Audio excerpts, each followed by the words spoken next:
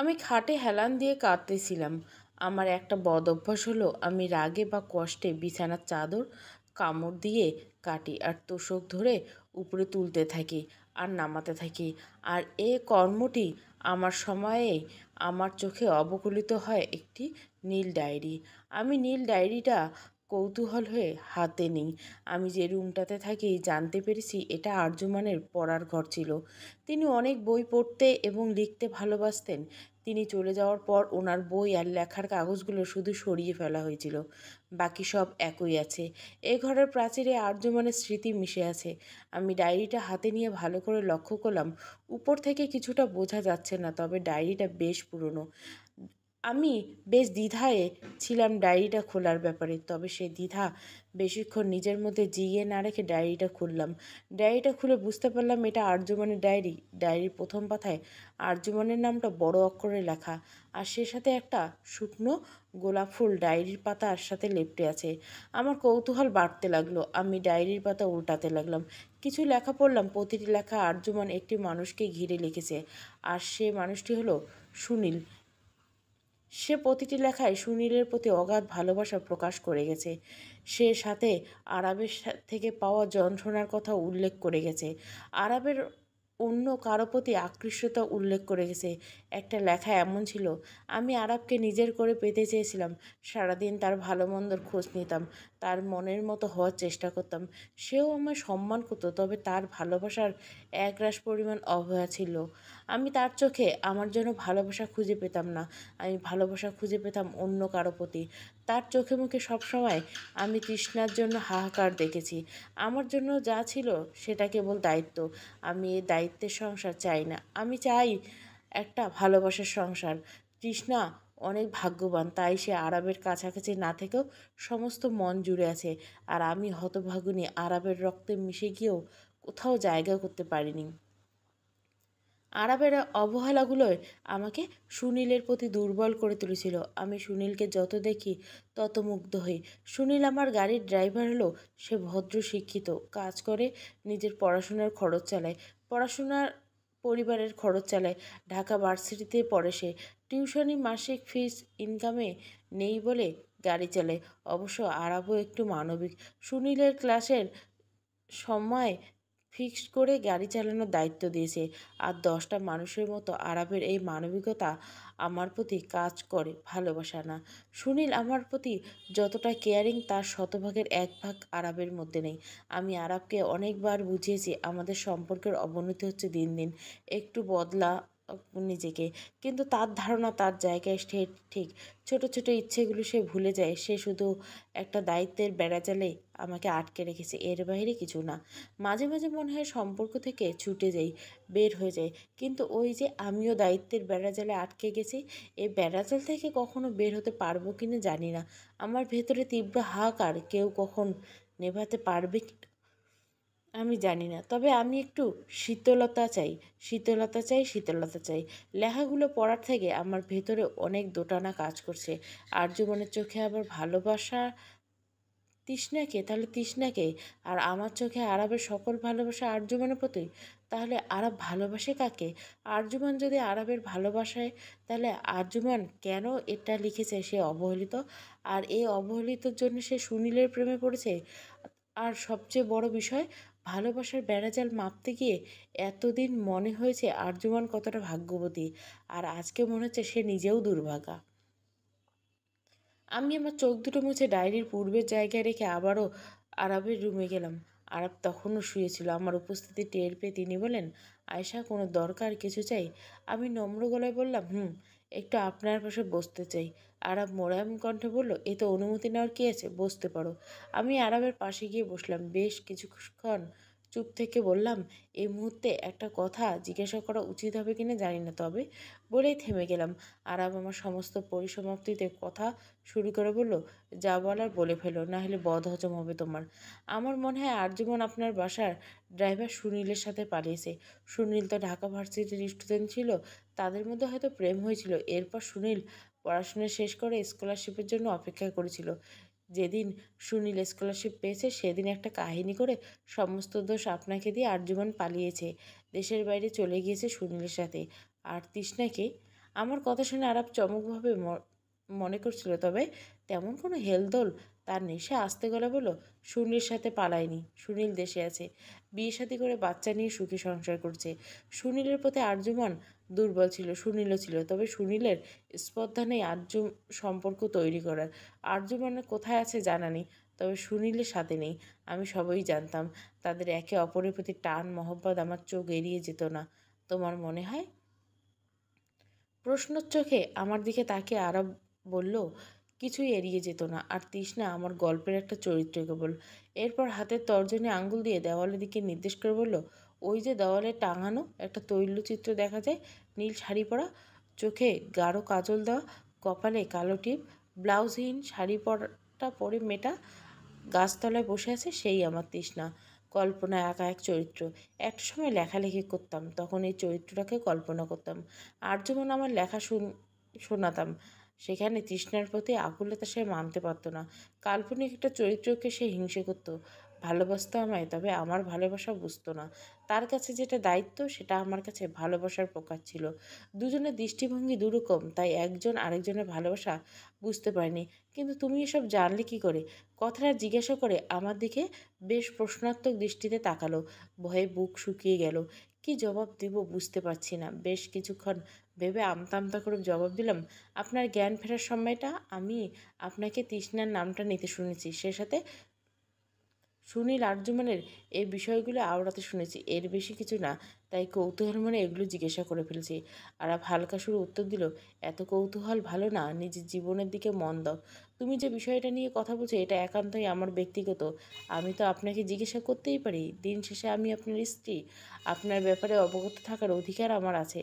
তিনি আমার কথা শুনে বিছানা ছেড়ে উঠলেন।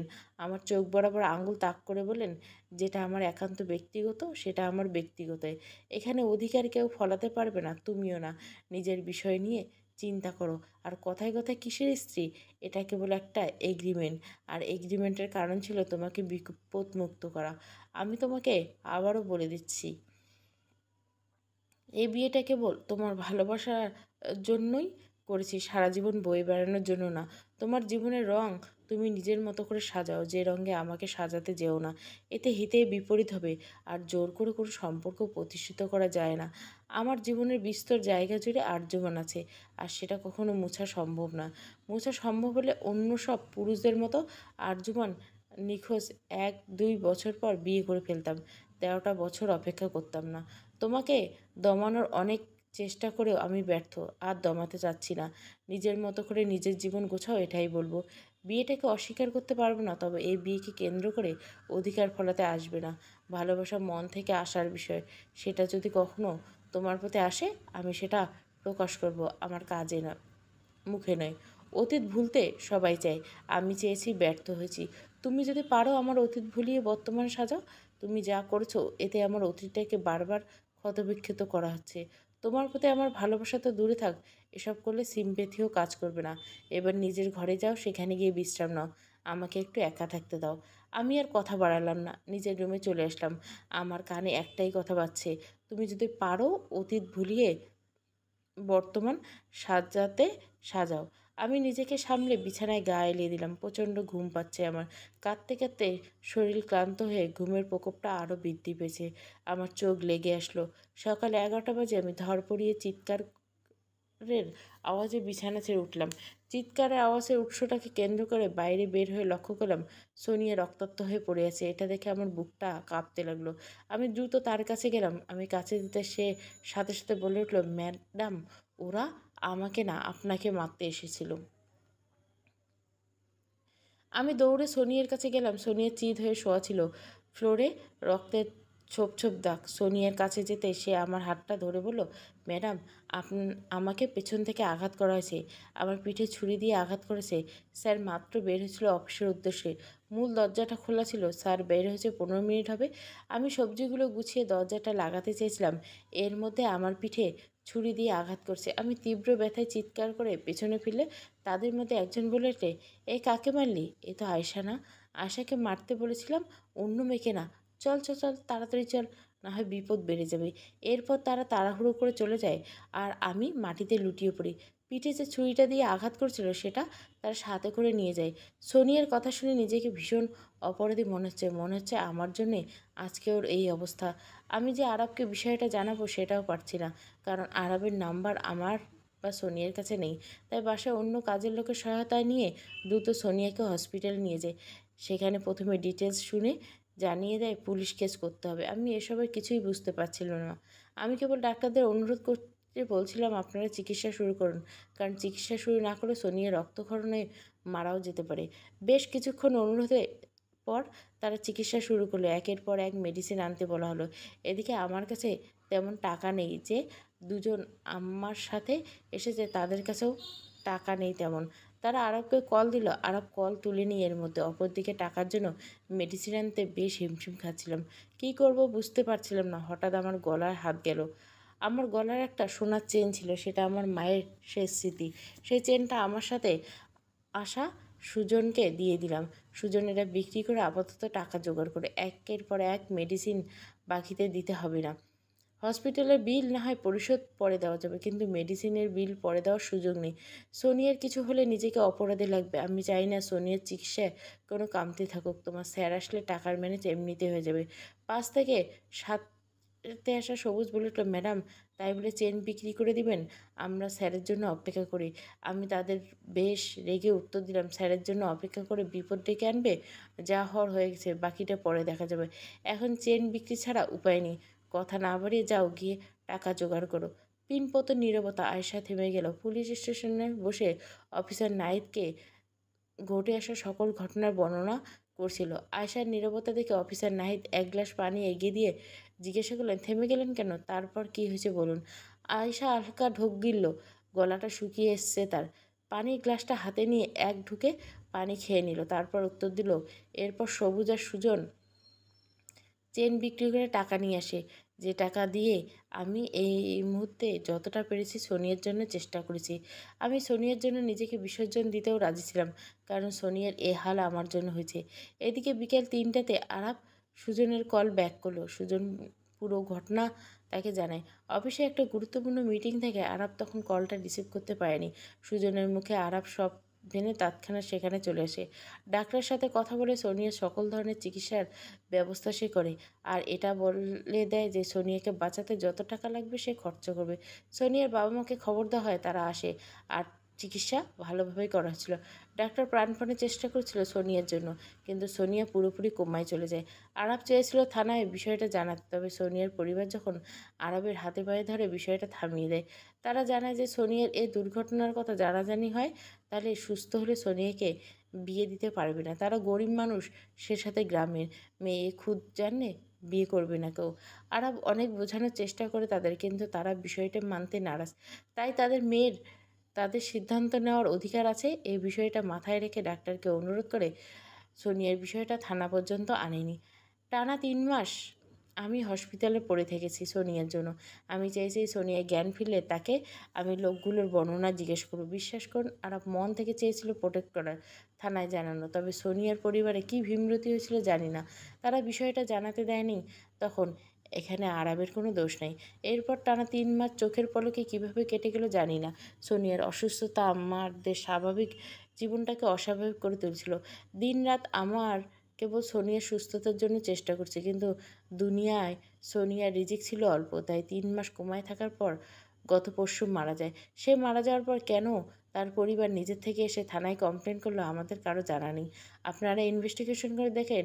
এতটুকু নিশ্চিত থাকুন, এই অবস্থার জন্য আমি বা আরব কেউ দায়ী নেই। এই বাসায় সোনিয়া আমার ভালো বন্ধু ছিল। সোনিয়াকে সবচেয়ে আপন মনে হতো। তাকে আমার পাশে দরকার ছিল, কিন্তু আমি তাকে হারিয়ে ফেলছি। আমি যা বলছি সবটাই সত্যি, এক বিন্দু মিথ্যে বলছি না। আর সব কিছু ডিটেলস এজন্য বলছি যাতে আপনাদের তদন্ত করতে সুবিধা হয়। সোনিয়ার বাবা মা এতদিন মেয়ের জন্য কিছু করেনি।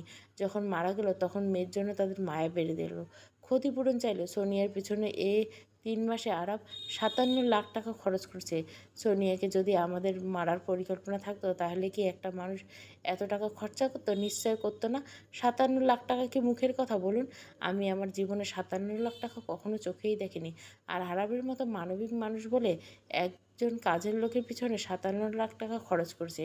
আর সোনিয়ার বাবা মা অকৃতজ্ঞ বলে মেয়ের শোক বলে ক্ষতিপূরণ চাইছে। আরব ক্ষতিপূরণ দিতে এই জন্য রাজি হয়নি, কারণ তারা তাদের মেয়ের মৃত্যু নিয়ে ব্যবসা করছে। আর আমি আরবকে যতটুকু চিনি জানি আরব জেল খাটলেও ক্ষতিপূরণ দিতে রাজি হবে না। আরবের টাকা পয়সার অভাব নেই, তবে মৃত মানুষকে নিয়ে যারা ব্যবসা করে তাদের আরব টাকা দিবে না। আর ওনারা বলছে ওনার মেয়েকে মেরে দিয়েছে। আমরা যদি মারতাম তাহলে তারা এতদিন কেন আসেনি থানায়? লোকগুলো আমাকে মারতে এসেছিল, সোনিয়াকে না। আর সোনিয়ার সাথে আমাদের কি শত্রুতা থাকবে? তাকে খুন করে আমাদের লাভ কী হবে বলুন? কথাগুলো শেষ করে আয়েশা একটা দম নিল। অফিসার নাহিদ আয়েশাকে বলল, আচ্ছা আপনাদের কাকে সন্দেহ হয়? আয়েশা হতাশ গলায় উত্তর দিল, আমার কাউকে সন্দেহ করতে পারছি না। এ শহরে আমি নতুন, এখানে কার সাথে আমার শত্রুতা থাকবে যে আমাকে খুন করতে আসবে? অফিসার নাহিদ আয়েশাকে বেশ নম্রভাবে বলল, আমরা যতদিন ইনভেস্টিগেশন করব ততদিন আর ঢাকা ছেড়ে কোথাও যাবেন না, আপাতত আসতে পারেন। আয়েশা বসা থেকে উঠল, তারপর সেখান থেকে প্রস্থান করলো। বাইরে সোনিয়ার বাবা মা দাঁড়িয়েছিল, তাদের দেখে আয়েশা রাগে গা জ্বলছে, তবু নিজের রাগ সামলে নিল। নিজেকে সামলে তৎক্ষণাৎ গাড়িতে গিয়ে বাড়ি চলল। সুজন আর সবুজের সাথে তখন বাসায় আরবের কথা হচ্ছিল। আয়েশাকে দেখে সুজন বলে উঠল, ম্যাডাম ঠিক আছেন তো? আয়েশা হালকা করে জবাব দিল, ঠিক আছে, যা সত্য তাই বলে এসেছি, এবার যদি আল্লাহ সদয় হন। আরব কেবল আয়েশার দিকে তাকালো। আয়েশার এই বলিষ্ঠ জবাব আরবের মনে একটা তীক্ষ্ণ তীর বুনে দিচ্ছে। আয়েশার প্রতি একটা দুর্বলতা কাজ করছে।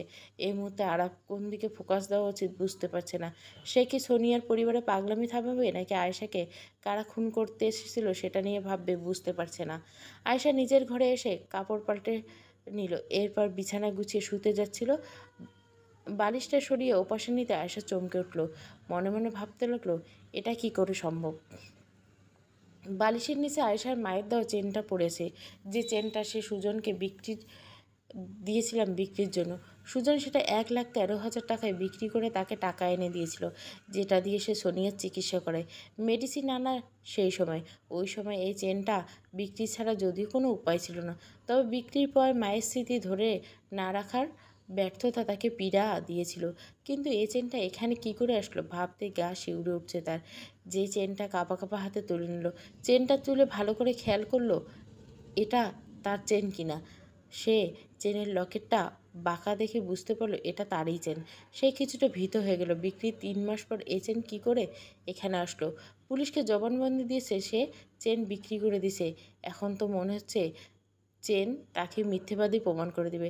কারো উপস্থিতি টের পেয়ে আয়েশা পিছনে দাঁড়ালো। লতা দাঁড়িয়েছে, বয়স আয়েশার মতো। লতা এ বাড়িতে নতুন কাজের লোক, 2 মাস হলো এসেছে। আয়েশা যখন হাসপাতালে ব্যস্ত ছিল তখন লতা বাড়ির কাজ করত, রান্না করে হাসপাতালে পাঠাতো। লতার সাথে আয়েশার তেমন কথা হয়নি, কারণ সে সোনিয়াকে নিয়ে ভীষণ ব্যস্ত ছিল। লতা আয়েশাকে জিজ্ঞেস করলো, কিছু বলবে? আয়েশা নরম গলায় বলল, ম্যাডাম চেনটা স্যার আমাকে বলেছিল আপনার বালিশের নিচে রাখছে। 10টার পাশ দিয়ে যাওয়ার সময় লক্ষ্য করলাম চেনটা হাতে নিয়ে আপনি কিছু ভাবছেন, তাই ভাবলাম আপনাকে জানিয়ে দিই, এই জন্য এসেছিলাম, আর কিছু না। আয়েশা লতার কথায় থমকে গেল। তাহলে কি আরব তাকে ফাঁসাতে চাইছে? আর ফাঁসানোর জন্যই কি সে চেনটা বালিশের নিচে রেখে গেছে, যাতে করে স্টেটমেন্টটা মিথ্যে প্রমাণিত হয়? আয়েশার কপালে আরও বেশি চিন্তার ভাঁজ পড়ে গেল। আয়েশার চিন্তা দেখে লতা আবারও জিজ্ঞাসা করলো, ম্যাডাম কিছু হয়েছে? আয়েশা নিজেকে স্বাভাবিক করে উত্তর দিল, না কিছু হয়নি, তুমি যাও রান্নার ব্যবস্থা করো, আমি এসে রান্না করব, সব কিছু গুছিয়ে রাখো। লতা আয়েশার কথায় রুম থেকে বের হয়ে গেল। এদিকে আয়েশা দুটানা যাচ্ছে না, সে যে এবার দোটানার অবসানের জন্য আরবের রুমের দিকে গেল। আরব তখন রুমে বসে সিগারেট খাচ্ছিল আর রকিং চেয়ারে বসে দুলছিল। আয়েশাকে দেখে সে সিগারেট রেখে দিল। আয়েশা আরবের কাছে অনুমতি চেয়ে বলল, আপনাকে কিছু বলতে চাই। আরব দোল খেতে খেতে উত্তর দিল, কী বলতে চাও? আয়েশা তখন কিছুটা রাগ কিছুটা আশঙ্কার সংমিশ্রণ করে উত্তর দিল, আপনি কি আমাকে ফাঁসাতে চান? আপনার কি ধারণা সোনিয়াকে আমি খুন করছি? আপনি সবার সামনে আমাকে মিথ্যে প্রমাণ করতে চান, তাই তো? আয়েশার কথা শুনে বিরক্ত গলে আরব আয়েশাকে বলে উঠল, এত ভূমিকা না করে সরাসরি বলে কী হয়েছে? আয়েশা রাগটা দমিয়ে রেখে বলল, আমি পুলিশকে বলেছি আমার চেনটা আমি বিক্রি করে দিয়েছি। সেই চেনটা টাকা দিয়ে সোনিয়ার মেডিসিন খরচ করছি। এখানে তো যা বলছি তা সত্য ছিল, তাহলে সত্যটাকে মিথ্যে প্রমাণ করার আমার চেনটাকে আপনি খুঁজে এনে আমার বালিশের নিচে রেখেছেন। কি শত্রুতা আমার সাথে আপনার? কি দোষ? আমি তো এখন আপনাকে জ্বালাইও না, বারবার আপনাকে আমার স্ত্রী বলে পরিচয় দেয় না, ঠিক দূরে দূরে রাখি নিজেকে, ঠিক যেমনটা আপনি চেয়েছিলেন তেমনটা। তাহলে কেন আমার সাথে এমন করছেন? আরব আয়েশার চোখের দিকে তাকালো, গড়গড়িয়ে অশ্রু পড়ছে। সে আয়েশাকে হালকা সুরে বলল, নিজেই নিজেই যদি সব চিন্তা করো, নিজের মতো সব ভেবে নাও, তাহলে অন্য একজনকে মানুষকে প্রশ্ন করো কেন? আমি তোমার চেনটা কোথায় পেয়েছি, কেন পেয়েছি, কেন লতাকে দিয়ে বালিশের নিচে রেখেছি, সেটা প্রশ্ন না করে নিজের মতো গল্প নিজের মতো সাজিয়ে সেটা আমাকে বলছো। এখানে তো আমার কিছু বলার থাকে না। আসার আগে যেতে বলে উঠলো, আমাকে আর কিছু বলতে হবে না, আমি জাস্ট আপনাকে এটা জানাতে এসেছিলাম আপনার সকল কারসাজি আমি ধরে ফেলেছি। যাই হোক, চেনটা আমি আপাতত লুকিয়ে রাখবো। আর যদি আপনার মন চায় সোনিয়া খুনে আমাকে ফাঁসাবেন, তাহলে ফাঁসাতে পারেন, আমার তাতে কিছু যায় আসে না। সত্য একটাই হবে, প্রস্ফুটিত হবে। কথাগুলো বলে আয়েশা চলে গেল। আয়েশা চলে যাওয়ার পর আরাফ আবারও সিগারেট ধরে টানতে লাগলো আর ভাবতে লাগলো, নারী সত্যি অদ্ভুত। তারা ভালোবাসা প্রকাশ করবে, সবসময় উল্টোটা বুঝবে। সে আয়েশার মায়ের স্মৃতি ফিরিয়ে দেওয়ার জন্য 3 মাস আগে সুজনের সাহায্য নিয়ে যে দোকানে চেনটা বিক্রি হয়েছিল, সেই দোকান থেকে চেনটা কিনে এনেছিল। এরপর 3 মাস সে এত সমস্যা হলে চেনটা ফিরিয়ে আনার মতো অবস্থায় ছিল না। আজকে কিছুটা স্বাভাবিক সব কিছু। তাই আয়েশা থানায় যাওয়ার পর লতাকে দিয়ে চেনটা বালিশের নিচে রাখে সে, যাতে আয়েশা এসে চেনটা দেখে খুশি হয়ে যায়। মায়ের স্মৃতি ফিরে পাওয়ায় আবেগ যেন তাকে গ্রাস করে, কিন্তু সে জানতো সে তার বিপরীত বুঝবে। আরাপ সিগারেটের জোরে টান দিতে লাগলো। এদিকে আয়েশা ঘরে এসে বিছানায় উবুর হয়ে কাঁদছে আর দাঁত দিয়ে চাদর কাটছে। আরবকে ভীষণ ভালোবেসে ফেলেছিল। একটা বিয়েকে জীবনের অভিশাপ না মনে করে সেটা দিয়ে জীবন পার করতে চেয়েছিল, কিন্তু আরব তাকে যে চোখে দেখেছে সেটা বোঝাই যায় তার প্রতি আরবের বিন্দুমাত্র ভালোবাসা নেই। আজকের পর থেকে আরবের প্রতি তার কোনো ভালোবাসা কাজ করবে না। যে মানুষ তাকে ফাঁসানোর জন্য এত নোংরা পরিকল্পনা করতে পারে, সে মানুষ তার ভালোবাসা পাওয়ার যোগ্য না। এসব ভেবে তার কষ্ট বাড়তে লাগলো, সে সাথে কান্নার গতি বাড়তে লাগলো। কিছুক্ষণ কান্না করে সে ঘুমিয়ে গেল। ভীষণ ক্লান্ত শরীরটা তার। সোনিয়ার ধকলটা তার এখনো যায়নি। আরাব আয়েশার রুমে উকি দিয়ে লক্ষ্য করলো সে ঘুমাচ্ছে। সোনিয়ার প্রতি আয়েশার তীব্র মানবিকতা আরবকে আয়েশার প্রতি দুর্বল হতে বাধ্য করছে। দিনকে দিন রাত এসে আয়েশার প্রতি একটা দুর্বলতা অনুভব করছিল। সেও চাইছে আবার নতুন করে জীবনটাকে সাজাতে, কিন্তু আয়েশার সাথে কথার ভুল বোঝাবুঝি তাদের মধ্যে কেবল দূরত্ব বেড়েছে। রাত অনেক হয়েছে। আয়েশাকে লতা কয়েকবার ডেকেছে, তবে উঠছে না, মাতালের মতো ঘুমাচ্ছে। তাই লতা নিজেই রান্না করে আরাবকে খেতে দিল। খাবার খাওয়ার সময় আরাব লতাকে জিজ্ঞাসা করলো, তোমার ম্যাডাম কোথায়? লতা মাথা নিচু করে জবাব দিল, ম্যাডাম ঘুম থেকে উঠছেই না, খাওয়ার জন্য বলেছিলাম, বললো খাবি না। লতার কথা শুনে আরাব খাবার টেবিল থেকে উঠে গেল, সরাসরি আয়েশার রুমে গেল। আয়েশাকে ডাকতে লাগলো, কিন্তু আয়েশা বরাবরের জবাব দিচ্ছে তার শরীর খারাপ, সে খাবে না। উঠে খাবার টেবিলে পর্যন্ত যাওয়ার শক্তি পাচ্ছে না। আরাব আয়েশার কপালে হাত দিয়ে লক্ষ্য করলো আয়েশার শরীর জ্বর। সে লতাকে ডাক দিয়ে বলল, খাবার প্লেট এখানে নিয়ে আসতে। লতা খাবার প্লেট আনলো। আরাব আয়েশাকে কোনো রকমে খাটে হেলান দিয়ে বসিয়ে দিল। তারপর ভাত মাখিয়ে আয়েশার মুখে তুলে দিয়ে বলল, 1 লোকমা 2 লোকমা করে খেয়ে ওষুধ খেয়ে নাও, শরীর ভালো লাগবে। এভাবে বলে বলে সে আয়েশাকে খাইয়ে দিতে লাগলো। আয়েশা হালকা ঘুমে কাটলো। সে লক্ষ্য করলো আলাপ তাকে যত্ন নিয়ে খাওয়াচ্ছে। খাওয়া শেষে ওষুধ খাইয়ে আয়েশাকে শুইয়ে আরাব রুম থেকে বের হয়ে গেল। আয়েশার মন আবারও বিগলিত হলো।